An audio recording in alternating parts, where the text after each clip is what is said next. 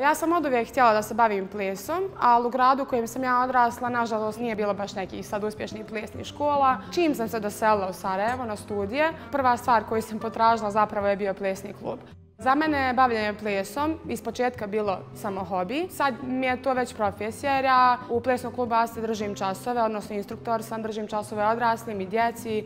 Plesni klub Asce djeluje već od davnih 90-ih, 80-ih godina i posle rata je otvoren ponovo 2014. godine od strane Marčeta Vedrana, koji je i dan danas glavni trener u našem klubu. Već iduće sedmice u subotu organizujemo jedan veliki projekat pod imenom već treći put Austrijski bal, koji će se organizovati u gradskoj Sarajevskoj vijećnici. Naš klub pokušava da se bavi time da ples i kulturu i umjetnost približimo građanima grada Sarajeva i mi se stvarno trudimo da što više popularizujemo, da ga što više približimo ljudima jer smatramo da je mnogo bitno znati plesati.